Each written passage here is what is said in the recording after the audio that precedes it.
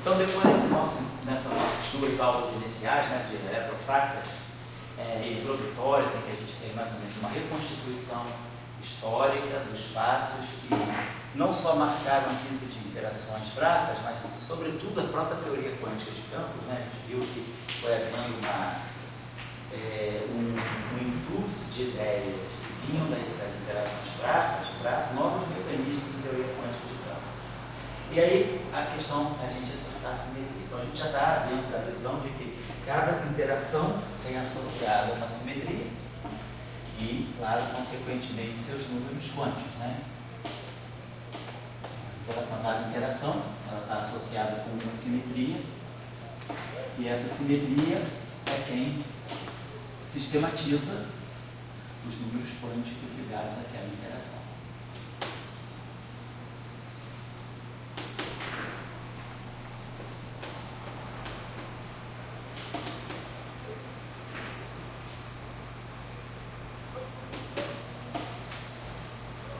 E as simetrias podem, no caso do eletromagnetismo, no caso já bem conhecido, então a gente sabe que a interação, a simetria, ela vai poder ser realizada de uma forma exata, né? A simetria vai poder ficar de uma forma exata,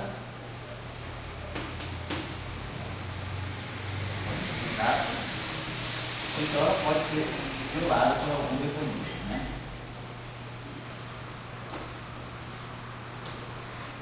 Pode ser um mecanismo explícito, pode ser um mecanismo espontâneo, então mais ou menos essa vai ser a nossa discussão. E aí vamos pensar que a gente vai buscar começar a compreender as simetrias que podem estar por trás dos decaimentos fracos. Vamos supor, então, vamos partir do princípio de que a gente já sabe que há uma constituição de quarks e que o processo básico, né, o processo áureo mesmo da interação fraca, seja o decaimento beta do quark D. Então, esse é o processo que detonou, né, toda a compreensão da interação fraca. O quark D vai decair no quark U, que vai emitir o elétron e o seu correspondente antineutrino. Essa questão de simetria física é um dos pontos mais delicados, eu acho,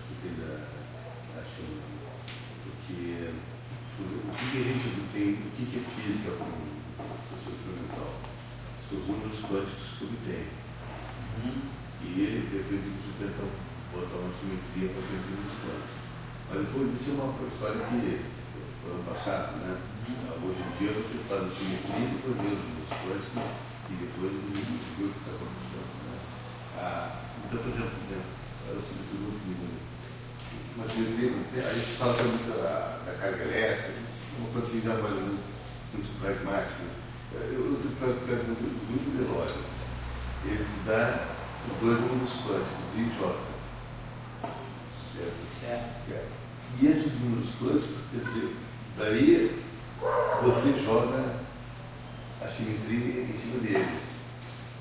E esses números quânticos, eles criam os campos. Eles classificam os campos. Então, eu te pergunto, o conceito de campo, ele aparece, pode dizer que ele aparece nos números quânticos de Lorentz? Não, eu diria que o conceito de campo é mais primário. Eu acho que o grupo de Lorentz, ele formula uma categoria de campos, que são os chamados campos relativísticos. Então, o grupo de Lorentz ele vai organizar em que categoria certos campos recaem. Se são campos estelares, são campos fermiônicos do tipo Left, do tipo Right, são campos do tipo Dirac, Majorana, se é vetorial, se é espinor-vetorial, se é tensorial. O grupo de Lorentz, ele reorganiza a ideia de campo. Para nós, a ideia de campo clássico é uma função do espaço-tempo que satisfaz um certo conjunto de equações de movimento, classicamente, né?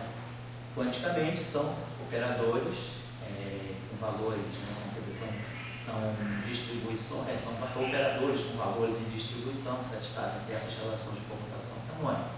Então, o campo, o campo transcende a ideia do grupo de Lorentz. O grupo de Lorentz apenas classifica uma categoria de campos, que são os campos relativísticos. aqueles números quânticos dos teóricos, eles não nascem experimentalmente. Mas você pode ver que não precisa do grupo de lógica. Se você falar de uma física não relativista, se você estiver falando do grupo de Galileu, você pode falar de campos galileanos, de campos clássicos que não são relativistas. Então, você vai classificar esses campos não segundo o grupo de lógica, mas segundo o SO3. Você vai dizer um campo vetorial, um campo exteriorial, segundo o SO3. Se você está fazendo matéria condensada, você não está fazendo física relativista, você está fazendo mini-bot. Você faz uma teoria quântica de campos que não é relativista. E aí que os campos são classificados segundo representações de SO3. Então você vai pegar campo vetorial, vai pegar campo exteriorial, segundo o grupo SO3. Então o teu conceito de campo está organizado pelo SO3. Que a gente sempre associa o campo, num dado espaço-tempo, ele aparece como representação do grupo espaço-temporal. Se você tiver um espaço diante de si, você vai introduzir os teus campos segundo as representações irredutíveis do grupo diante de si. Se você estiver fazendo física em 3 dimensões sem relatividade, que é a matéria condensada, você vai estar colocando teus campos, eles são representações de SO3.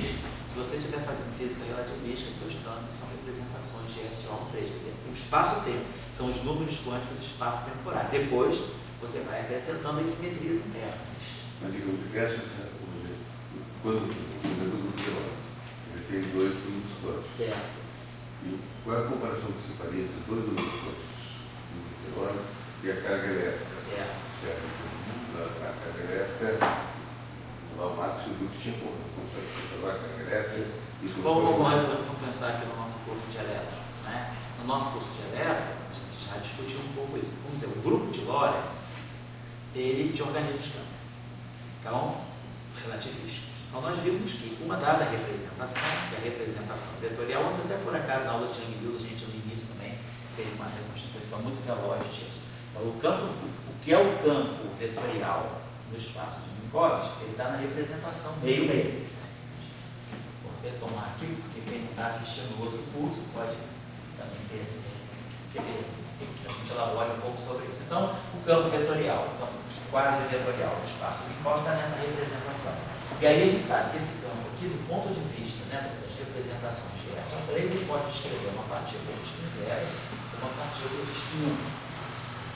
Daí, eu quero eliminar o spin 0. Então, nós introduzimos a simetria de calibre. A simetria de calibre, eu vou fazer uma construção, né, que tem uma simetria de calibre. Eu quero só transportar o spin 1. E aí, acoplando depois esse campo com a matéria, nós vimos que essa simetria de calibre, ela transpassa para a matéria sob uma forma de simetria de fase. Então, na verdade, vamos colocar assim, que é um pouco o esquema que a gente está usando no nosso curso de Young-Bill. A simetria, na verdade, ela é ditada pelo espaço de Minkowski. O espaço de Minkowski, ele vê qual é o conteúdo, o grupo de Lorentz vê o conteúdo do campo, e eu vejo o que eu quero do fim e o que eu quero eliminar. Eu quero fazer física com esse setor ou com esse setor. Então, eu quero fazer física com esse setor. Para isso, eu preciso introduzir essa simetria. Tudo isso é espaço-tempo. Pergunta é, quando esse campo agora se acopla com a matéria, quando eu introduzo o acoplamento do amigo com a matéria, eu quero manter essa simetria, porque eu quero continuar fazendo física com o spin 1, eu não quero que a matéria dê propagação para o spin 0, que a interação ressuscite esse spin. Então, eu impondo essa permanência dessa invariância após o acoplamento, eu vejo que a matéria tem que responder a essa simetria dessa forma. E aí aqui nós associamos a essa simetria aqui a carga da matéria. Então, esse seria o procedimento. Na verdade, eu estou trazendo a informação do grupo de Minkowski, do grupo de Lorentz, do espaço de Minkowski. E com isso eu consigo organizar a matéria dessa forma. Eu não estou dizendo que a carga elétrica está no espaço-tempo, mas eu estou dizendo que o número quântico associado à simetria, a simetria associada à carga elétrica da matéria, ela na verdade é uma resposta a uma simetria, não é uma resposta, mas ela é uma consequência, um desdobramento da simetria que já está lá implícita no espaço de Minkowski. Então eu acho que é dessa forma que eu vou colocando. Você receber a carga elétrica a partir dos números quânticos do grupo de Lorentz. Agora, esses números quânticos do Lorentz, eles surgem, por exemplo, se você pegar a relatividade que é no espaço-tempo, a relatividade é a minha preocupação na invariância da luz, tem que fazer espaço-tempo. Sim, sim. Que é a relação do espaço-tempo, Sim. é relativa absoluta. Aqui, a invariância da luz produz dois números quânticos, o chamado I e J. As representantes, as equipes de Lorentz. E você diria que esses outros números quânticos mais fenomenológicos, carga elétrica, isotrópica, eles deveriam ser derivados numa construção vinda do grupo de Lorentz. Eu penso que sim. Para mim, o que é importante são as simetrias espaço-temporais. Minha visão, minha percepção é que as simetrias espaço-temporais, elas conseguem nos conduzir às simetrias internas. E não é um pensamento assim, por exemplo, a situação original disso, não. A gente já tem trabalho nessa direção. Tem um trabalho interessante do Rob Nielsen, lá de Copenhague, que é um cara que trabalhou muito com teoria de Gauge, e é um trabalho recente dele, acho que de 2008 ou 2009, ele faz uma construção bem clara de como simetrias espaço-temporais induzem o aparecimento de simetrias internas. Agora, eu olho isso um pouco com o olhar da supersimetria. Se a gente quer um pouco assim, educado dentro da supersimetria e da superficialidade, a gente é educado a perceber que tudo começa no grupo de Lorentz. A própria supersimetria, ela está lá dentro do grupo de Lorentz, numa certa representação, ela não sai à parte. Se você lê as representações do grupo de Lorentz, cada representação ela pode te dar uma simetria que pode ser interessante depois para a física de partículas ou não. Então, eu diria que a gente está tentando assim, associar a presença de uma simetria na matéria, se possível, advinda da simetria, de alguma simetria que já exista no espaço de Minkowski dentro das representações do grupo de Lorentz. Talvez nem todas, né? Por exemplo, a gente vai fazer, se a gente quer uma simetria, a gente vai fazer física. Isso tudo, o spin 1, está muito bem, mas se falar, se eu quiser fazer física com spin 3 meios, se eu quiser fazer uma física com spin 3 meios, então a física que sai, a simetria que sai do spin 3 meios é a supersimetria. Se eu pegar essa representação do grupo de Lorentz,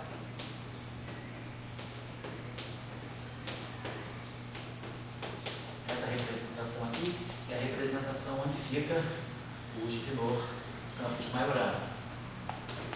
Campo de Majorana, campo de Rabita Schwinn. Então, essa simetria, ela contém também o spin 3 meios, mas também spin meio. Então, se eu quiser eliminar o spin meio da mesma forma que eu elimino aqui o spin zero, eu preciso introduzir uma simetria aqui. E aí a gente vê que essa simetria é uma simetria que acaba sendo a supersimetria. Então, a gente consegue tirar dessa representação. Se eu quiser fazer física com spin 2, por exemplo, a gente vai pegar a representação 1, a representação ao qual pertence um tensor simétrico de rank 2. Então aqui eu tenho spin 2, spin 0, spin 1. A questão agora é essa simetria, a simetria que me elimina o spin 0, que me elimina o spin 1, que deixa passar o spin 2, como é que ela chega na matéria? Então, essa simetria que está aqui, ela chega na matéria, mas ela não dá nenhum número quântico interno. Na verdade, ela está dando essas transformações gerais de coordenadas. Então, essa simetria, por exemplo, ela tem uma característica bem diferente dessa. Essa simetria da origem nos permite compreender a carga elétrica, nos permite acomodar aquilo que é a física da carga elétrica. Essa simetria aqui já não dá nenhum número quântico interno. Então, eu acho que a partir da simetria lógica, a gente vai vendo simetrias que podem depois perpassar o setor de matéria via acoplamento. No curso de gravitação, claro, estamos chegando lá para começar a explorar isso. Você diria, então, quer dizer, olhando o dedo, eu tento olhar todo mundo sobre a invariância da luz. Sei. Quer dizer, a invariância da luz, ela deu a relatividade. Mas a relatividade, ela ficou no espaço-tempo, assim, ela não foi para a simetria interna. Sei. A partir do grupo de Lorentz, a gente começa a criar uma ponte com a simetria interna. Com a simetria interna. Ele nos faz ver isso com mais clareza. O papel da teoria de grupo é justamente esse. Talvez fazer a gente enxergar com mais clareza. Né? Se a não conhecem simetria, quanta física se fez sem saber dinâmica, mas só sabendo a teoria de grupo, né? Durante a década de 60, sobretudo, quantas informações sobre as interações fortes foram tiradas sem saber dinâmica. O próprio trabalho que a gente citou ontem do Glasgow, né? na aula de anteontem do Glasgow, o trabalho de 61 do Glasgow, que trabalha simetrias parciais, né? S2, de interação fraca, ele é um trabalho que ele já deu resultados interessantes, baseado na ideia de simetria, sem você saber exatamente qual era a dinâmica da interação fraca. Você já sabia que não devia ser uma Lagrangiana de ação de Fermi, porque ela não é normalizada, mas você estava ainda no processo de construção daquilo que seria uma dinâmica para as interações fracas. E aí, a partir da simetria, você já tirou uma série de informações. Então, a simetria é importante porque ela, em certos, com uma boa aproximação, elas podem substituir uma dinâmica. Você não sabe a dinâmica, mas você sabe que tem aquela simetria. Então, você já sabe como é que processos são possíveis, que processos são proibidos, por que certas reações ocorrem, por que certas reações não ocorrem, porque você está violando a conservação de algum número quântico. Eu pergunto o seguinte, pega um campo aliado X, tá? Então, esse campo aliado X, ele se transforma lambda aliado X, né? Então, isso aqui, onde Einstein estaria falando. Isso. Agora, quando eu entro no grupo agora, eu estou querendo fazer esse espaço-tempo como uma coisa interna. Sim. Agora, quando eu trabalho com o AMI, com o T, AMA, TA, quer dizer, aí eu estou dando um passo à frente. Né? Mas quando você está acontecendo, está saindo daqui, né? Seja no caso abeliano, aí você está vindo para cá. Está vindo para cá. Então, quer dizer, ali seria um AMA só de X. Aqui você tem o AMA e tem o operador. É um caso do outro. Eu estou falando, eu estou com um AMI de X só. Eu não faço essa ligação AMI de Q ou AMI já. Quando eu faço essa ligação, é que eu estou fazendo a simetria junto. Então, é uma nova. Eu digo, as equações de movimento mudam. Quer dizer, você agora começa a tirar do caso isso traz. Porque agora você está acoplando isso com a matéria. O papel desse gerador é ele fazer acoplamento com a matéria. É isso que ele está fazendo. Quando você coloca isso aqui, você está agora mexendo nesse campo. Está na livre, você está acoplando ele com a matéria. Então a matéria vai reagir, ela vai se acoplar a esse campo através dessa carga, através de uma direção à luz. Certo? Bom, então. Só sobre o aspecto da teoria da profundidade, a gente não veria isso. Não. Só olhando só a relatividade. E é uma parte. É como se fosse o selo de uma dessa. Alguma coisa que está ali. Você já viu as representações do grupo do Lorentz para saber o que você pode tirar aqui. O outro processo importante para o decaimento da física de interações fracas é o decaimento do U. O U decai um elétron, um antineutrino do elétron e um neutrino. Então, esses processos eles estão sempre indicando a presença de um elétron associado a um neutrino. Então, vamos colocar aqui, quais são as observações fenomenológicas, os fatos fenomenológicos importantes para a gente chegar na simetria. É o aparecimento de um lepton, vou chamar lepton de L, tá? O aparecimento de um lepton como seu neutrino. Nessa época já se sabia a distinção dos dois. Já sabia. Nessa época já se sabia que tinha um neutrino do elétron. E o neutrino aqui já sabia que tinha um muon, mas o neutrino do muon só foi descoberto acho que 1 ou 2 anos depois do tempo estudado. O neutrino do muon é de 62. Pergunta muito idiota. As duas são neutrinos, ou são duas partículas completamente diferentes que recebem o nome de neutrino, mas é neutrino do elétron e neutrino do muon. São duas partículas diferentes. Duas partículas diferentes. São dois neutrinos. São neutrinos diferentes. São dois neutrinos, porque incluímos limites de massa. Esse cara aqui é na faixa dos elétrons volts. Esse cara aqui já é na faixa dos quiloelétrons volts. Então, a diferença, os limites de massa são bem distintos. A ordem de grandeza de fator de 3, 10 a 3. Chama as duas de neutrino e não duas partículas diferentes. Você poderia chamar, sei lá, nêutron, do elétron, porque se chama de neutrino porque da mesma forma que você categoriza elétrons, qual é a tua tendência? No momento que você vê que tem uma simetria, você categoriza todo mundo como só. Nucleon pode ser o próprio nêutron, né? Neutrino é uma categoria de partículas que acompanham cada uma delas, mas você distingue o neutrino do elétron é uma coisa, o neutrino do muon é outra coisa. São dois neutrinos, depois tem o neutrino do tal também. Tá? Então, cada neutrino, cada lepton aparece com o seu correspondente neutrino. Os quarks, também, nos decaimentos fracos, né, a gente tem a presença sempre de matéria se transformando.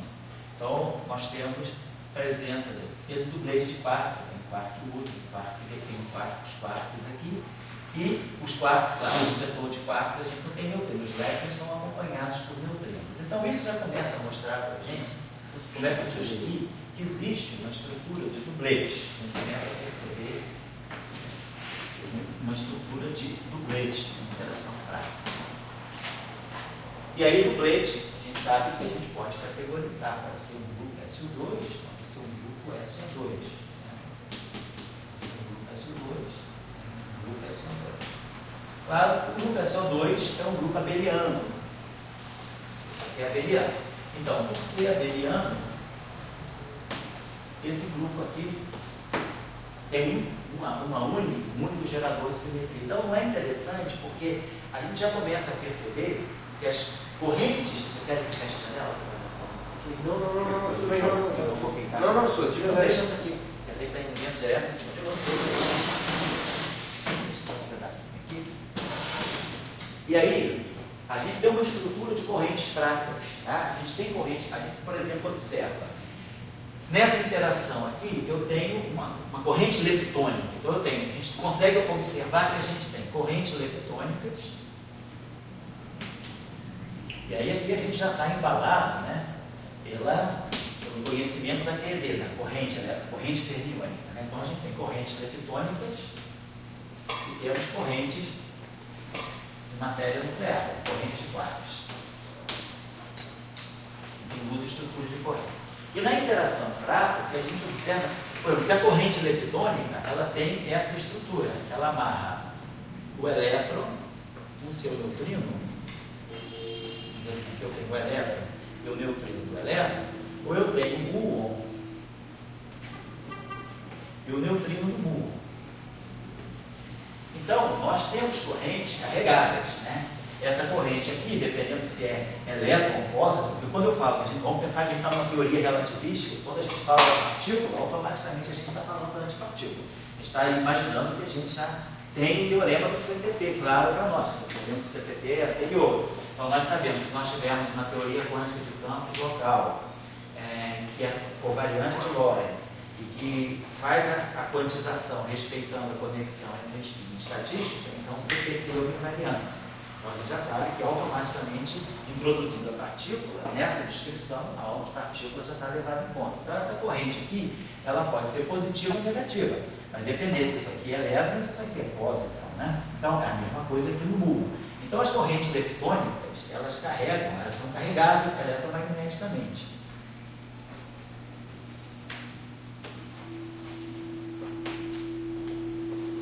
Então, elas têm uma carga eletromagnética. Então, eletromagneticamente, eu sei que o setor leptônico, as correntes leptônicas, né, elas estão carregadas eletromagneticamente.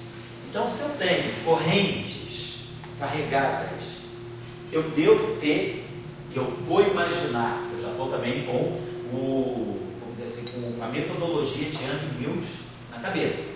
Então, nós vamos querer que essas correntes, elas se acoplem com bósons vetoriais que tenham carga, porque para conservar a carga elétrica, né, se a corrente aqui tem uma carga mais 1, então tem que esse bóson vetorial que vai estar se acoplando aqui, ele vai ser emitido com carga mais 1, ou seja, vai ser absorvido com carga menos 1.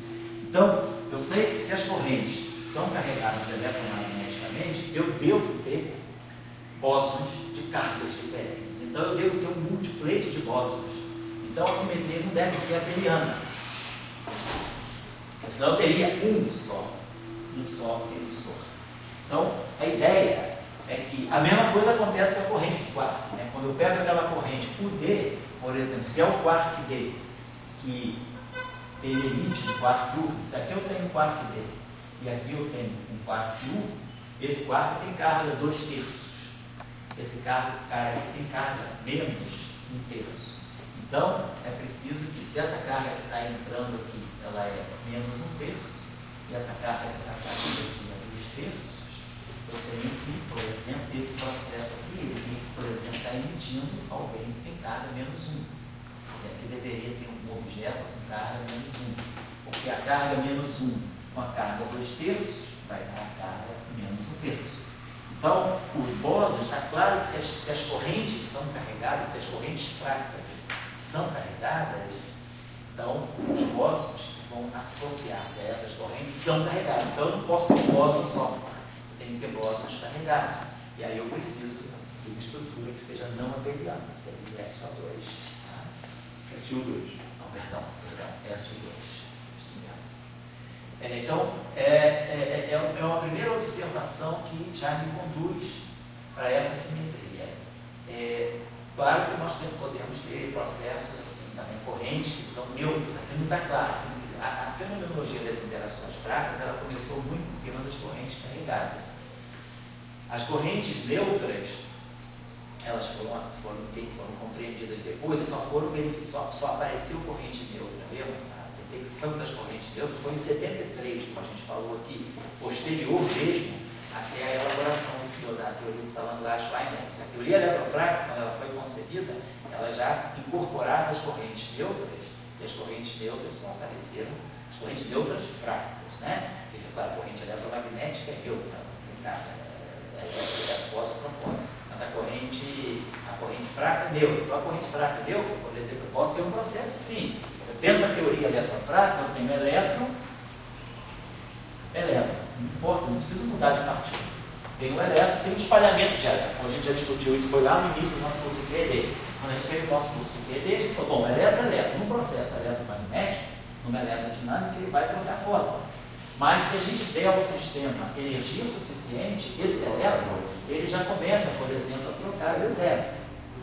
Ele já pode trocar também Higgs. Então, nesse processo, esse processo do elétron é um processo fraco. Então, essa corrente é neutra, porque o elétron que entra e o elétron que sai. Então, essa corrente não tem carga. A carga aqui ou a carga aqui. Esse objeto está colocado aqui, tem que ser neutro. Então, a gente já tem também, na teoria, automaticamente embutida a ideia de que tem corrente eletromagnética, corrente fraca neutra. Os processos, as correntes neutras só foram verificadas experimentalmente depois. Antes disso, havia, durante a década de 60, ficou claro que havia a supressão das chamadas correntes neutras violando a estranheza. Não apareciam, por exemplo, correntes neutras do tipo quark D. Vamos pensar, a gente tem um quark U, tem um quark D. E aqui a gente ainda não sabia, tinha um quark, mas aqui tinha um quark S. Por exemplo, isso aqui é uma corrente neutra. Se eu, por exemplo, tivesse um decaimento fraco, né, o quark S é bem mais pesado do que o quark D. Então eu poderia ter um decaimento que eu tivesse o quark S, o quark D, emitindo alguma coisa, um decaimento fraco assim. Alguma coisa. Então essa corrente aqui é uma corrente neutra. Se eu tenho um quark D, o quark S, depois no final eu tenho um quark D, essa corrente carga menos 1/3, menos carga menos 1/3. Essa corrente não aparecia, não se tinha verificação experimental dessa corrente. Então, o que estava acontecendo? Que as correntes neutras com violação de sabor não estavam aparecendo. Só se conhecia as correntes carregadas com violação de sabor. Aqui, ó, ele fala, violou o sabor D, aqui é o sabor U. Então, quarks de sabores distintos e com cargas, portanto, distintas, decaíam e apareciam correntes carregadas. Mas as correntes neutras, ligando diferentes sabores, não apareciam. Então, esse mecanismo de supressão precisava, na época, da fenomenologia, de uma possível descrição, uma possível compreensão. E aí, em 64, tem um trabalho do Cabibbo, em que ele introduz justamente o âmbito do Cabibbo, ele introduz um mixing entre esses dois quarks aqui, que é quando se introduz o famoso âmbito de Cabibbo, que depois vira o ângulo de Kabib-Kobayashi-Maskawa, né, a matriz vira a matriz de Kabib-Kobayashi-Maskawa, o trabalho de Kabib de 64, ele foi feito no sentido de justificar por que as interações fracas não estavam aparecendo os decaimentos com corrente neutra que violavam a estranheza, ou que violavam o sabor, que violavam o flavor. Quer dizer, correntes neutras de objetos com flavors diferentes estavam supressos.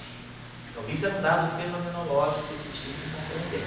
Então, já se sabia que essas correntes neutras estavam supressas. Mas a ideia das correntes carregadas era bem clara. Depois, vamos ver a construção da teoria, hoje vai dar para ver que as correntes neutras estão incorporadas. Então, quando a teoria de Salant-Weinberg foi finalmente construída, no final de 60, 68, ela carregava dentro de si uma potencial discussão das correntes fracas neutras. Mas essas não tinham ainda sido reveladas, elas só apareceram em 73. Então, por que eu estou chamando dessa discussão? Porque nós estamos falando que a estrutura de correntes é uma estrutura de correntes, sobretudo carregadas. As correntes, né? Porque a interação fraca é a única interação que é caracterizada muito por esse processo, em que você muda a partícula quando há a interação fraca. Na interação forte, na interação eletromagnética, não. O elétron emite, absorve, ele continua elétron. O fóton emite, absorve. O positron emite, absorve. Eletromagneticamente, você não muda a partícula se ela interage. Os processos eletromagnéticos não mudam a carga, porque a corrente eletromagnética é neutra, porque o fóton é neutro. Mas as correntes fracas, sim. Por exemplo, só para terminar, eu já vou te atender. Por exemplo, se a gente fizer algo desse tipo, né, o decaimento que está associado aqui é o decaimento do nêutron. Então, o nêutron que decai no próton, no elétron e no antineutrino do elétron. Então, por exemplo, se nós bombardearmos nêutrons com neutrinos, esse processo também é fraco. Eu produzo prótons e elétrons. Então, a interação fraca, quer dizer, se você incide, né, feixes de neutrinos superenergéticos em cima de nêutrons, a gente consegue produzir prótons e elétrons. A seção de choque é diferente dos dois processos? A seção de choque desses processos aqui não. A gente pode relacionar. Explica a simetria. Simetria, isso, simetria de exatamente. Então, a gente vê que os prótons. Ela muda a partícula. Ela muda o flavor, isso é característico. Agora, você poderia ter uma interação que fosse partículas carregadas, e que não mudasse o flavor? Em princípio, sim.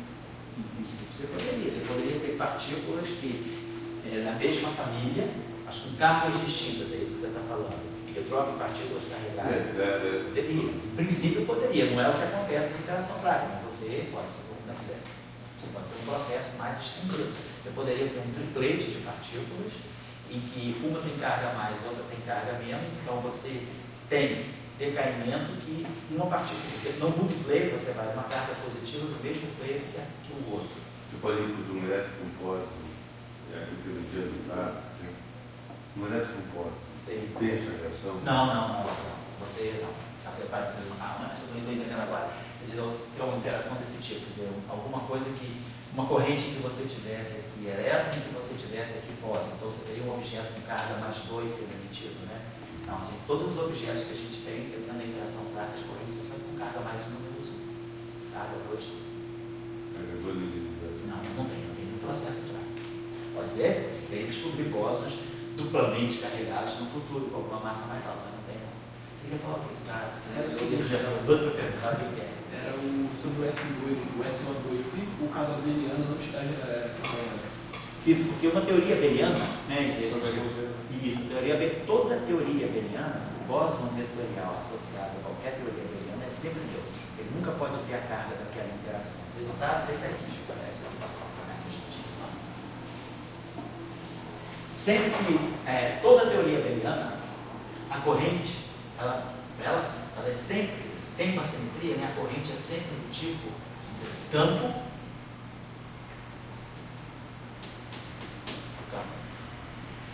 Então, toda corrente 1 é uma corrente neutra. Sempre. Porque, na verdade, você poderia pensar, poderia pensar dessa forma. Se você tem a simetria, o 1, a simetria 1 é uma simetria de fase. Então, a variação do campo é I alfa do campo. Então, isso é simetria de fase. Pela construção, né, então, para você ter essa simetria, então, quando a gente faz a corrente, né, qual é a estrutura da corrente? É DL, D do campo, vezes o delta do campo. Se você tem uma invariância do lagrangiano, a derivada do lagrangiano em relação à derivada do campo, ela deve dar a derivada do campo estático. E aí, quando você colocar aqui, então a corrente eletromagnética, a corrente 1, ela é sempre invariante de fase. Então, ela é sempre neutra. Então, se ela é sempre neutra, o bóson que vai se acoplar a ela tem que ser sempre neutro para não quebrar a carga elétrica. Depois você vai ter corrente, bóson, corrente. Então, se essa corrente é neutra, esse cara tem que ser neutro. Se esse cara não tem fase, esse cara não pode ter fase, senão você quebra a simetria de gate. Então, no caso do 1, tudo bem. Então, cada um sempre é isso. E no caso da CO2? É só 2 é 1. É só 2 é. É só uma questão de refrasear. Se você trabalha com dois objetos reais, o que é o SO2? O SO2 é X mais Y. Aqui é SO2. Aqui é Ctrl+C, Ctrl+V um do outro, tá? Tipo que essa coisa aqui, uma corrente neutra. Então, grupo abeliano, simetria abeliana, corrente neutra. Corrente sempre é neutra. Qual é o argumento? Se tem simetria de fase, a gente sabe que o lagrangiano vai ter que ter sempre essa estrutura. O campo e o campo complexo conjugado e o campo. Para poder ter simetria de fase, eu vou ter que ter sempre essa estrutura aqui. Então, a variação do campo é sempre, a transformação de fase é essa aqui.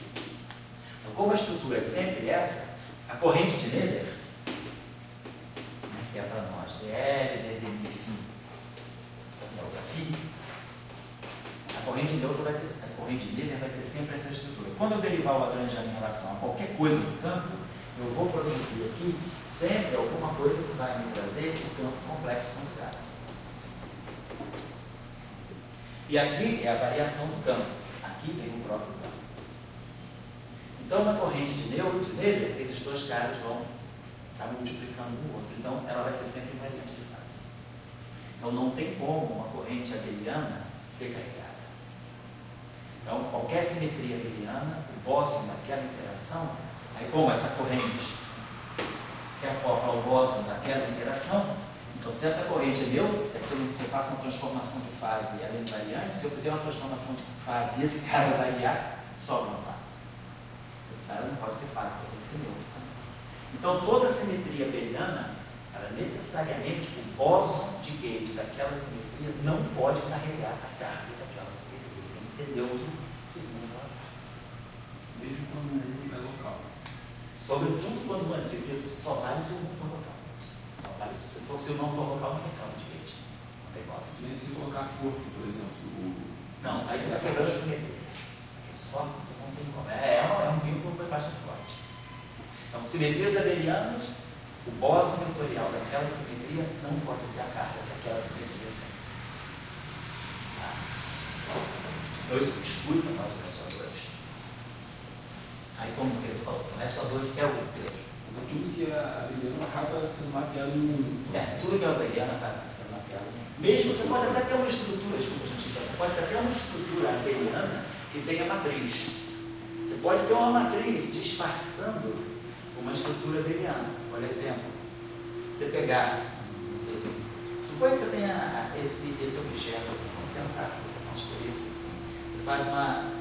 O que caracteriza, né, uma transformação abeliana é o fato de que você tem apenas um gerador. Se você tiver uma estrutura matricial, alguma coisa, esse objeto aqui, pode ter aqui, vamos pensar na física que seja diagonal, 0, A, B, C.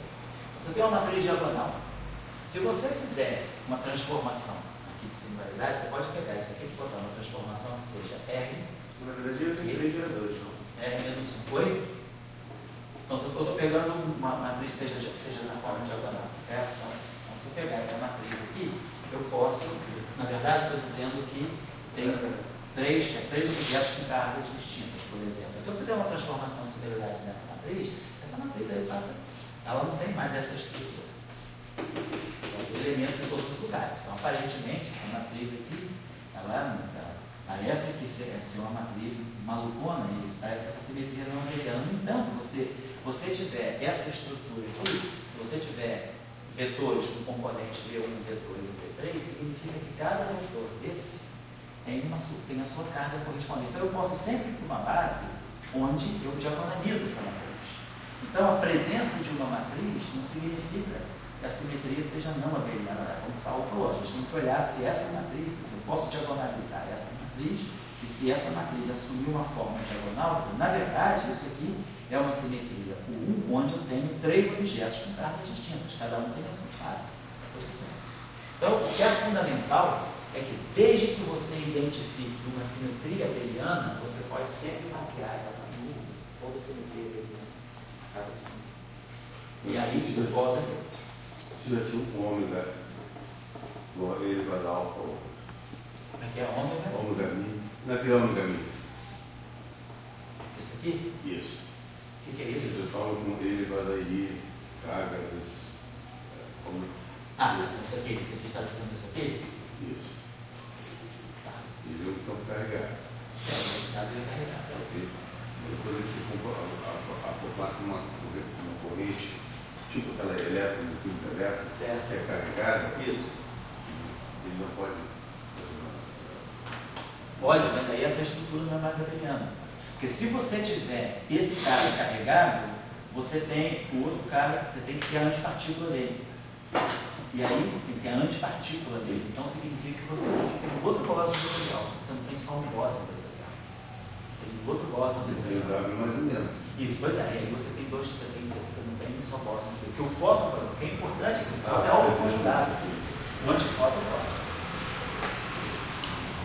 Então, o vínculo muito forte. Ali segue o alfa é abeliano. Isso, o alfa é abeliano. Mas o W, o fato de você ter um campo, se você tem um bóson vetorial W+, você tem que ter um bóson vetorial W-. Mas são abelianos. Quer dizer, aí não são mais abelianos. Eles estão ligados a um alfa. Pois é, mas aí eles não são mais abelianos, porque você já tem mais de um gerador.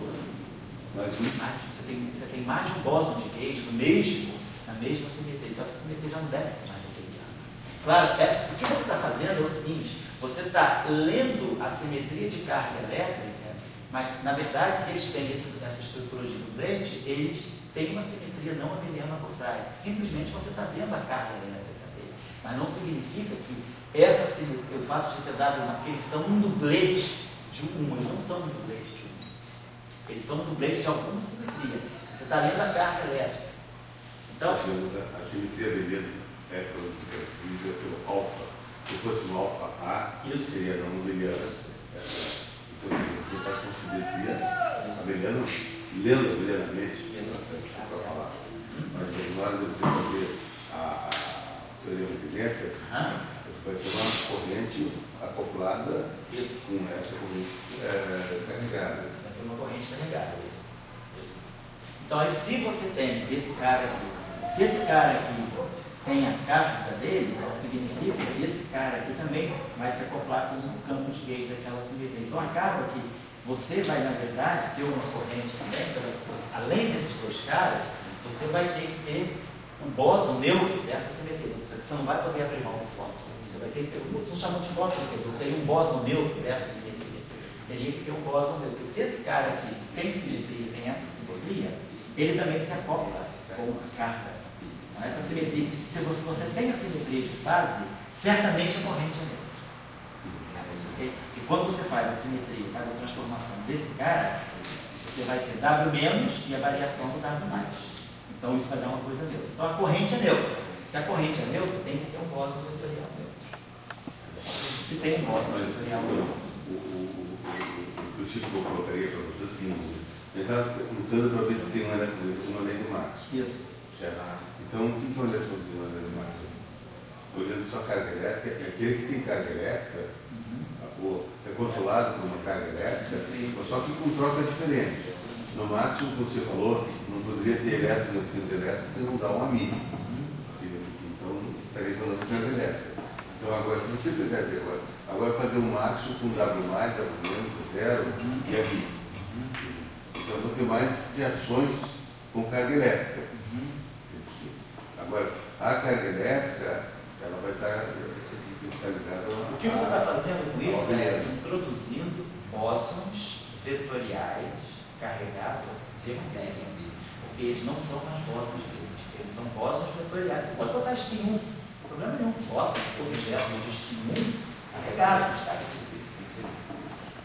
Objetos de spin 1 carregados. Só que eles não são mais bósons vetoriais, porque essa simetria de fase aqui, ela quebra a simetria, o núcleo, a simetria que você precisa para eliminar o spin 1. Quando você introduz essa simetria de fase, e você, na verdade, está quebrando a simetria que iria te eliminar o spin 1 do W+. Então, um objeto de spin 1 carregado, do ponto de vista eletromagnético, ele vai ser sempre um campo de matéria, ele não vai ser um campo de luz. Porque a simetria de fase, a simetria de deslocamento, a simetria de Caribe, que elimina o spin 1 dele, é uma simetria com parâmetro real. Então, você, quando introduz esses bósons vetoriais carregados, tudo bem, eles estão ali, não tem problema nenhum. Você tem bósons vetoriais carregados. O que você não pode dizer é que esses bósons vetoriais carregados são os bósons de rede dessa simetria. Eles são bósons vetoriais carregados, mas do ponto de vista dessa simetria abeliana, eles têm um comportamento de matéria, não de campo magnético. Agora, se ele tivesse ali mais um lineal, a W' ali, o E do alfa ali, mais um lineal. Isso aí seria um modo de... Esse alfa é carregado ou complexo? Esse alfa é complexo. Esse transforma esse objeto é complexo. Esse alfa é complexo. Certo? Então, se esse alfa é complexo, não há mais direito. Então, isso significa que essa transformação aqui, ó, ela perde o caráter ela perde o caráter de transformação de rede. Porque aqui vai aparecer um exponencial negativo, tipo uma transformação de dilatação, não uma transformação de fase.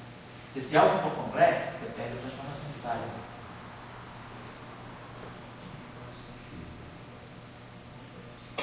Tá? Pensa mais sobre isso. A simetria não vai lá muito. Não tem problema nenhum você introduzir bóson, não. Só que não vai ser de rede. Vai ser campo de matéria de spin 1. Não tem problema nenhum. Tá? Bom. Então, nós estamos razoavelmente convencidos de que tem uma simetria S2. Na aula passada, eu deixei como referência o trabalho do Blaschow, de 61, né? O trabalho do Blaschow, que foi o trabalho que nomeou ele para o Prêmio Nobel, né? Que é o trabalho que ele fala de partially conserved, né? Sim, né? Aquele trabalho dele de partially conserved.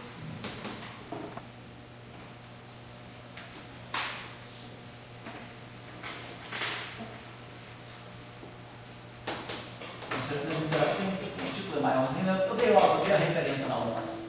Então, esse trabalho aqui é o trabalho que introduz claramente a ideia de que a simetria S2 tem que estar nas interações frágeis. Então, a gente sabe que tem que ter uma simetria S2.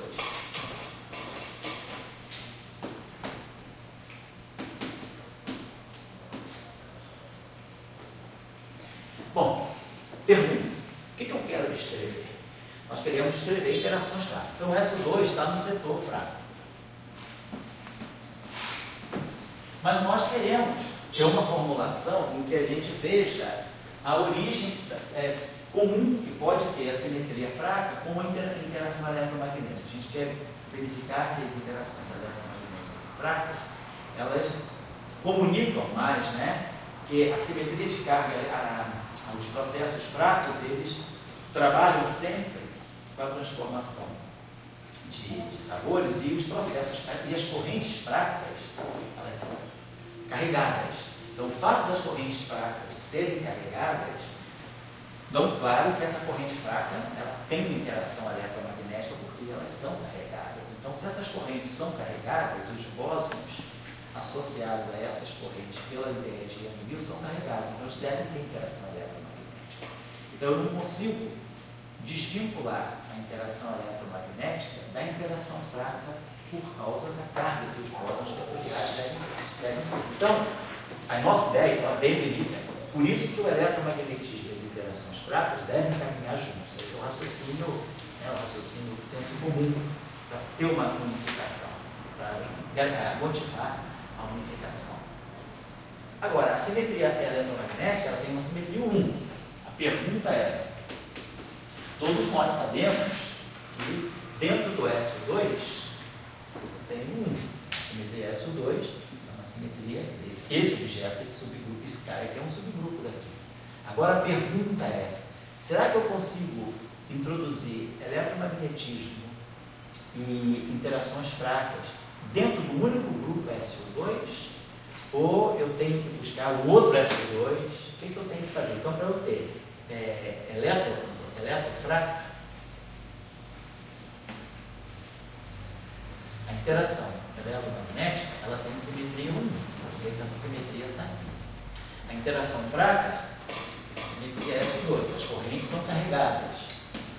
Agora a pergunta é, mas será que eu consigo, será que esse 1 eletromagnético é um subgrupo desse SO2? Ou eu preciso introduzir o 1 à parte? Então, está clara a questão.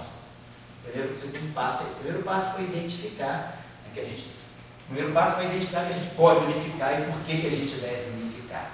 O segundo passo foi entender que tem uma simetria SO2 no setor fraco.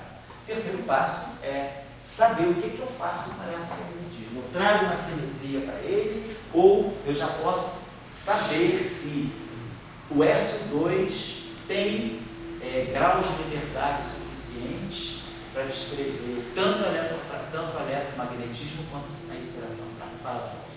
Senhor, a questão é sempre idiota. Fala assim. Por exemplo, no caso da gravitação, o bóson não é carregado. Isso. A única interação que eu vejo, por exemplo, entre eletromagnetismo e gravitação é uma forma extremamente grotesca, é a luz fazer curva. Sei. Mas isso, para mim, ela inclusive não vai interagir aqui na que a gente estava desenvolvendo ontem do campo de matéria e do espaço. Quem que eu olho primeiro? Ela não está nem aí até o campo de matéria, ela está aí para a deformação do espaço-tempo. Quem? O eletromagnetismo, a luz. Sei. Então, assim, eu não vejo, por exemplo, por que eu unificaria a gravitação com o eletromagnetismo. Ah, tá certo.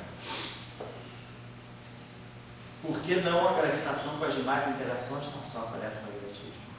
Com as outras também, mas com as outras eu imagino que deva ter algum... Vamos pensar o seguinte, se você Por exemplo, com a fraca eu já vou gerar uma simetria numa direção privilegiada. Se você, por exemplo, é um cara reducionista, né? Você é da escola do Dirac, então você entende que as interações estão associadas a simetrias e a bósons vetoriais. O fóton tem spin 1. Tá? O campo gravitacional, se o fóton tem spin 1 e ele está num campo gravitacional, se você acredita também que o campo gravitacional tem associado a si uma simetria e que o bóson associado à simetria da relatividade seria uma partícula de spin 2, vamos dizer que você então tem esses dois fatos na tua cabeça. Estou entendendo o que você está dizendo. O fóton não tem nada a ver com o gráfico, não está nem meio para o outro, não precisa unificar. Tá? Vamos pensar então agora o que é uma interação eletromagnética. A interação eletromagnética é mediada pelo fóton, spin 1. Vamos supor que a gente já saiba que existam ondas gravitacionais, que já há um indício dentro da relatividade geral de que se a relatividade geral ela é cortada, se a interação gravitacional é cortada, é carregada por objetos, bosônios, eles têm spin 2. Então tem spin 1 e spin 2. Se você tem partícula de spin 1, partícula de spin 2, o fato deles terem spins, esses spins vão interagir. Então, de alguma maneira, se a interação é fraquíssima, não importa a ordem de grandeza dela. Mas a questão é, uma partícula de spin 1, se ela passa por uma partícula de spin 2, esses spins eles vão interagir, teria uma interação entre o spin, a polarização do fóton e a gravitação ou não. O que é o spin? O spin, ele mede uma propriedade de alinhamento do campo magnético. Então, o spin te dá praticamente ele te dá o magnetismo intrínseco da partícula. Claro que se a partícula tem massa zero, você espera que talvez ela não tenha magnetismo. Uma partícula de massa zero, ela não tem carga elétrica. Tem um exemplo de partícula de massa nula com carga elétrica não trivial. Então, a partícula de massa zero ela acaba sendo destituída de carga elétrica, e sendo destituída de carga elétrica, sendo destituída de massa, ela também não deve ter um magnetismo imediato. Pode ser que o magnetismo dela seja adquirido via interações. A gente sabe hoje que o fóton tem propriedades magnéticas, paramagnéticas, né? Mas o fóton tem um magnetismo porque o fóton, ao interagir com as partículas carregadas, ele adquire uma pequena fração de magnetismo. Então, se você tem objetos de spin 1 e objetos de spin 2, você imagina essas duas partículas, a interação entre spins vai haver. Uma partícula de spin 1 passando no meio, onde você tenha uma noção de polarização, ela não deve passar sem interagir. Então, a gente deve imaginar que, se a gente acredita que as interações são feitas por portadores, e esses portadores têm spin, é natural que eles interajam. Se houvesse uma partícula escalar, eu diria que não. Uma partícula escalar ela não tem nem spin. Você tem uma partícula de massa zero, carga zero, spin zero. Será que isso é uma partícula? O que é isso? O que é o bóson de Bose? É quase um bóson de Bose. O bóson de Bose não é isso. É o cara que é completamente desmaterializado. Ele não é radiação, mas ele tem massa zero, carga zero, spin zero. Isso existe? Existe, né? O bóson de Bose, por exemplo. Então, esse cara, sim, que ele passa batido quando ele encontra uma partícula com spin. Mas o fóton, e se o fóton tem spin e o graviton tem spin, eu acredito numa interação spin-spin. Esses dois spins devem interagir, e aí você pode imaginar que pode ser que a interação seja muito pequena, muito desprezível, mas vocês não vão passar despercebidos um para o outro. Claro que aí a gente pode pensar numa situação em que haja uma amplificação, vocês têm um campo gravitacional extremamente forte, e o fóton passar por ali, claro que o fóton deverá perceber. Certo? Vamos colocar agora isso numa visão assim, física 2. Mas se você já está mais catequizado, se você assistiu a aula de ontem, quando a gente essas aulas de gravitação, o que nós estamos percebendo na interação gravitacional? Como é que nós estamos encaminhando vamos dizer assim, a formulação não abeliana da gravitação? Para nós, a gravitação ela é uma teoria de Gauge do grupo de Lorentz. Qual é o número quântico essencial do grupo de Lorentz? É o spin. Então, o fóton, ele não é neutro, segundo o grupo de Lorentz. Ele é neutro, segundo a carga elétrica. Mas ele não é neutro, segundo as transformações de Lorentz. Ele tem spin. Então, se ele tem spin, ele deve se acoplar com a conexão de spin. E aí, ele tem que ter interação gravitacional. Está claro? Uma outra razão, se eu fiz essa razão, vou dar uma razão intermediária, uma razão de física 4. Física 4, você já sabe a relatividade. Você sabe que a energia é massa. Então, se o fóton, é bem puro fóton, se o fóton é uma radiação, se ele é uma distribuição de energia em momento, ele é massa. Se ele é massa, ele tem que ter interação gravitacional. Então, o fóton não passa batido pela gravitação por essa razão, certo? O que eu interpreto de ficar, como você falou, os bósons radiadores. Porque, de outro jeito, eu posso só pensar realmente numa curvatura do espaço e assim a natureza dele. Entendi. Isso aí eu acho, mas esse raciocínio aí não é tão senso comum. Aí você consegue explicar isso com valor de física 2? Não. Agora, se você sabe, todo mundo sabe que é igual a emissão 2, tá em muitas camisetas de semana da física, isso pelo menos o garoto sabe, né? Então, se ele sabe que tem E, ele sabe que tem E. Se ele sabe que tem M, ele sabe que tem gravitação. Sabe? Procura um raciocínio mais simples. Pensa sempre explicar isso pro teu priminho de 14 anos, que não sabe o que vai fazer na vida ainda, se vai ser físico ou advogado. Tenta tirar ele da jurisprudência. Fala para ele, todo mundo tem seu código. Alguém tem o PDG? A gente tem o nosso código penal, que é muito bonitinho. O código da natureza, né? É mais forte que o código dos homens. Então, tenta sempre explicar para o teu priminho para trazer ele para a nossa tribo. Tá certo? Eu sou um defensor do grupo abeliano. Eu acho que tem duas caracterizações físicas, que é a noção do conjunto. Então você descobre dois conjuntos, um conjunto fermiônico e um conjunto de Bose-Liège. Então, no conjunto fermiônico, você descobre que cada vector está ligado a um neutrino direto. Então você tem um conjunto. O que é conjunto? Quando você tem um campo elétrico magnético, cada campo elétrico está associado ao magnético. Eles estão andando juntos, de forma conjunto, separados. Então, eles não são reducionistas, eles são agrupados. No caso do elétron, ele está ligado com um neutrino. Certo? E também você poderia fazer um conjunto dos campos AMI, zero, mais. Então, existe uma outra visão que eu acho que nessa de Borrego para colocar, para uma coisa explorada, que essa é uma visão de não entender essa coisa que tem um conjunto. E é curioso, porque você tem um conjunto de Bose-Liège, você pode ver se existe ou não, mas o de Fermi existe. Você é que nem campo eletromagnético, você tem um elétron e o bineutrino dele.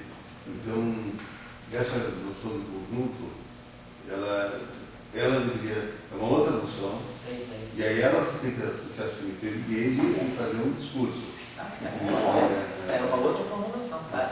Mas eu digo assim, só na intuição, o que é interessante é que você, assim como tem campo elétrico e magnético, que formam um conjunto, você tem o neutrino do elétron e o elétron. Que formam também um conjunto. Eles formam um conjunto. A gente está associando esse conjunto a uma simetria S2, mas poderia não associar. Poderia fazer. Aí você vai ter que estudar um conjunto sobre simetria. E para você escolher até o anticiclo. Tá certo. Bom, então o que vocês acham? O que vocês acham que... Será que o SO2 ele daria conta? Será que eu poderia já ter o eletromagnetismo dentro do SO2? Ou eu realmente precisaria de uma simetria? Quer dizer, essa simetria eletromagnética, ela teria que ter uma existência à parte? Ou eu poderia já incluir essa simetria dentro desse SO2? A gente tem essa discussão. Será que eu posso fazer o que eu quero com o grupo SO2? Afinal de contas, lembrando já da metodologia de Young-Mills, o SO2 tem 3 geradores. Se ele tem 3 geradores, ele vai ter 3 bósons vetoriais. Se ele tem 3 bósons vetoriais, então ele tem 2 bósons vetoriais. A gente já, inclusive, tem bem clara se os geradores de SO2 estiverem trabalhando, por exemplo, com geradores de SO2 na representação fundamental, nós já sabemos pelo processo de Young-Mills, né, que seria um bóson vetorial. Vamos colocar aqui um bóson vetorial, né, com valores na álgebra de Lie de SO2, então seria esse bóson aqui. Seria para nós o A e A, vou falar da representação fundamental, sigma A sobre 2. Então, e a gente sabe então que essa matriz de bósons vetoriais, ela tem essa estrutura aqui. A e 3 menos A e 3. A e 1 menos A e 2. A e 1 mais I e 2. Então eu começo a ver que eu tenho duas combinações complexas. Então eu tenho um bóson vetorial carregado aqui, tenho um bóson vetorial carregado aqui. E aqui eu tenho um bóson vetorial neutro. A pergunta é, esse bóson vetorial aqui poderia ser o fóton? Se fosse assim, se pudesse ser isso, beleza, a gente consegue trazer o eletromagnetismo dentro da discussão do SO2, já pensando que o fóton vai ser a terceira componente. Então, essa é a pergunta. Será que SO2 se basta? Ou esse cara aqui não poderia ser o fóton?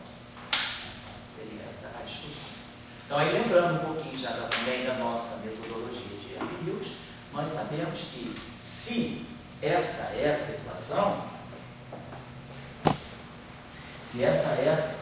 então existe uma transformação que conecta esses campos. Então, significa que delta A vai ser epsilon ABC, ômega B, ABC mais dB do ômega A. Então, se eu tenho bósons vetoriais intermediários de S e 2, eles têm que satisfazer essa lei de transformação. Se eles satisfazem essa lei de transformação, isso significa que o AMI3, a variação do AMI3, está ligado ao AMI1 e ao AMI2. Eu não consigo desvincular esse bóson desses aqui. Então, eu teria, necessariamente, uma estrutura. Se o fóton fosse esse objeto aqui, eu estaria necessariamente ligando o fóton a esses dois bósons vetoriais carregados. Então, a simetria, o que é a simetria do fóton, eu não conseguiria desvincular o fóton desses dois bósons vetoriais carregados. E a gente sabe que nós conhecemos que nós temos um regime onde a gente só vê interação eletromagnética. A interação eletromagnética está desconectada da interação fraca. À medida que eu vou aumentando a energia, a gente começa a juntar. Então, dentro desse ponto de vista, esse grupo SO2, ele descreve esse bóson vetorial neutro. Só que esse bóson vetorial neutro não pode fazer o papel do fóton, porque isso me conferiria ao fóton um número quântico extra de SO2. E a gente sabe que a gente consegue desvincular completamente o fóton dos processos fracos. Por exemplo, se eu tivesse visto a interação de neutrino com fóton, seria aí interação. Isso poderia estar indicando que o fóton teria um número quântico fraco. Mas o fato de não ter nenhuma interação do fóton, a gente só vê interação do fóton com objetos carregados. Então, eu adoto o ponto de vista de que esse bóson vetorial aqui não é um fóton. Então, eu tenho que conviver com um bóson vetorial extra. E vai estar associado aos bósons vetoriais carregados. Então, SO2 me dá dois bósons vetoriais carregados e um bóson vetorial neutro. Esse bóson vetorial neutro não é um fóton. Então, eu preciso, eu não estou dizendo que a simetria com 1 que eu vou introduzir é a simetria eletromagnética, mas eu preciso de uma simetria com 1 extra. Eu teria esse SO2, que estaria associado ao setor fraco, e nós precisamos, dentro dessa visão de Young-Mills, introduzir uma outra simetria com 1. O que nós esperamos é que aqui dentro esteja o 1 eletromagnético. Estou dizendo que esse cara é o 1 eletromagnético. Estou querendo dizer que o 1 eletromagnético está residindo. Então, eu estou para a carga elétrica, para a carga elétrica, quer dizer, você poderia, digamos, ter um tal fóton e mais dois carregados, né? E você estaria com a conservação da carga elétrica. Então, por exemplo, quando o Maxwell colocou o DLT, também está pensando na conservação da carga elétrica. Você estaria aqui pensando também na conservação da carga elétrica e colocando isso aqui. E essa expressão aí, ela está satisfazendo a conservação da carga elétrica. Sem dúvida. Por que você não pode incluir o fóton agora, olhar sobre isso aí? A ideia não é conservar a carga elétrica, a ideia geral? Não, também, isso é parte do jogo. O jogo, claro, você não vai, isso aí é uma condição necessária. Você não pode abrir mão da conservação da carga elétrica, isso aí não é suficiente para você construir tudo. Então, o que você tem que observar é que você tem que introduzir o fóton em que, se o fóton está nessa descrição, o fóton ele recebe o número quântico de SO2. Está aqui, não tem como. Ele tem um índice 3. Se isso aqui for o fóton, ele tem a terceira componente do SO2. Então ele vê a interação SO2. Então isso certamente daria, por exemplo, a interação do fóton com o neutrino. Então, a pergunta é, nós não construímos um modelo baseado numa fenomenologia em que eu não tenho uma interação do fóton com o neutrino. Então a interação, claro que eu posso pensar, sabe que o fóton com o neutrino pode ter interação eletromagnética? Sim, pode adquirir uma interação eletromagnética por efeito quântico. Mas o neutrino... Você botou o fóton agora um pouco mais genérico que só o DLT. Você não entrou o DLT. Não. Tá. Agora, por que o fóton, se o teu princípio genérico magnética, em geral, assim, a conservação da carga elétrica, por que não pode ter uma reação do fóton com o neutrino? Assim, em termos de conservação da carga elétrica, ele estava... Não, a carga elétrica não foi mexida. Para você, o fóton, você ainda... Vamos dizer que o fóton seja as equações de Maxwell. E, eventualmente, alguma extensão dela. Estou nem querendo ficar dizendo que o fóton é a equação de Maxwell. O fóton é também a equação de Maxwell. O ponto de partida do fóton é a equação de Maxwell. Porque aquele DLT, você não pode dizer que aquilo é uma merda. Bom, aquele DLT eu tenho que preservar. Esse é o meu ponto. Entendeu? Agora, já que naquele DLT eu não posso agora ter o fóton com mais uns irmãozinhos para fazer a conservação da carga elétrica. Pode. E daí todo o processo que ele quiser com os irmãozinhos é um processo que tem que ser achado aí pelo assim, essa pergunta, né? Vou responder agora. Se o fóton está aqui, eu apaguei essa transformação.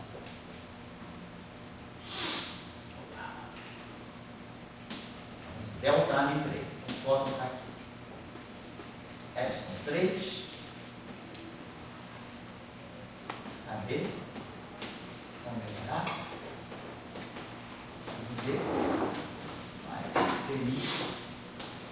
Ômega 3. Está aqui a transformação de Gauge. Se o AB3 é o fóton, o cara neutro que está dentro do SO2 é o fóton, essa é a minha transformação.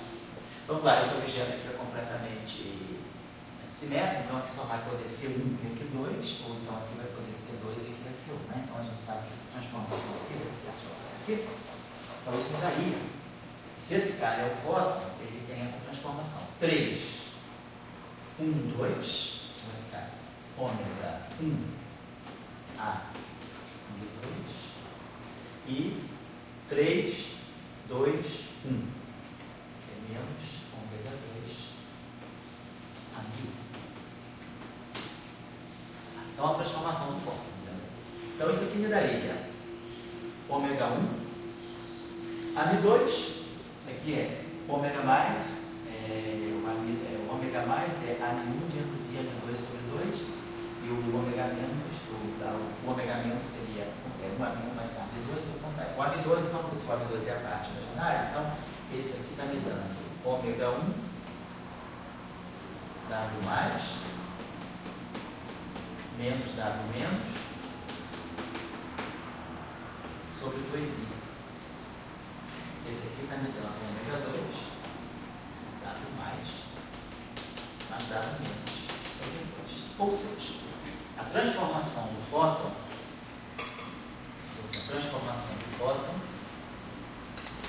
ela vai estar ligada ao W mais e ao W menos.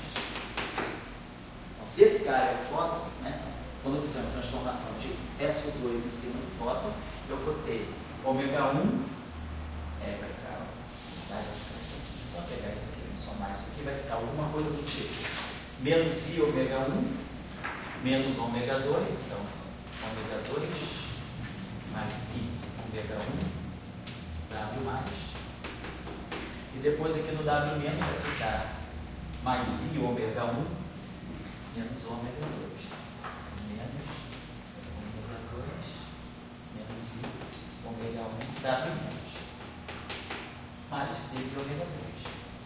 Então isso significa que você, se isso aqui é a variação do fóton, se esse cara é o fóton e isso aqui é a variação do fóton segundo SO2, essa simetria teria que estar presente nas equações de Maxwell.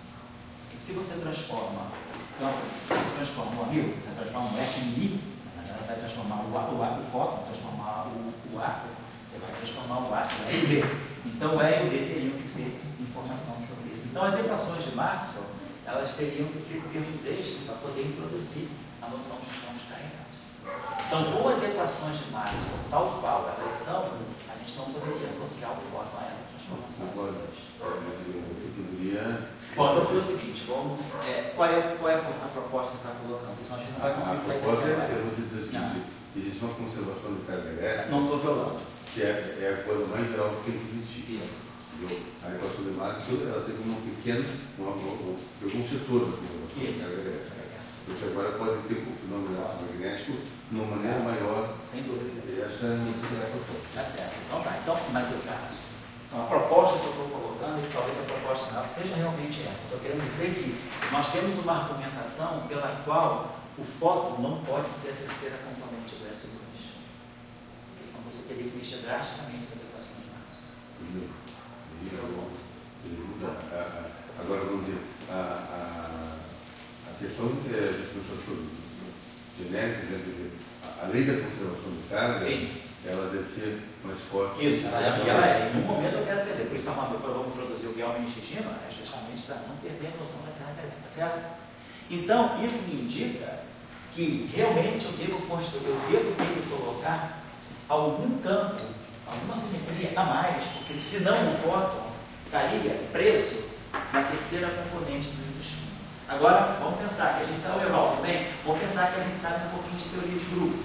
Se a gente sabe um pouquinho de teoria de grupo, nós sabemos que, dentro dessa visão, essa simetria 1, então, essa simetria 1, ela pode se combinar com um subgrupo 1, como aqui, para formar aquilo que vai ser o eletromagnetismo, e aí eu conseguir isolar o fóton, quer dizer, eu tenho que desacoplar de uma certa maneira as transformações de gauge do fóton das transformações de gauge do W mais e do W menos. Se o fóton fosse a terceira componente do SO2, ele ficaria preso com o W mais e o W menos pela simetria SO2, e aí eu teria que mexer nas equações de Maxwell.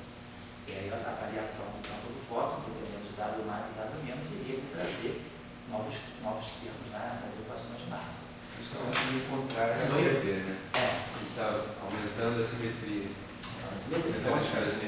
Então a gente está indo, então a gente coloca que a possibilidade de saída é que haja uma simetria a mais, porque essa simetria ela pode se combinar, então tem um subgrupo 1 aqui, tem esse grupo 1 aqui, então eu posso com isso desacoplar, quer dizer, formar um 1, esse 1 aqui ele é quase que resgatador, ele consegue me puxar o fóton de dentro do SO2 e deixar com que haja, eu mantenha o eletromagnetismo, eu mantenho as equações do mar.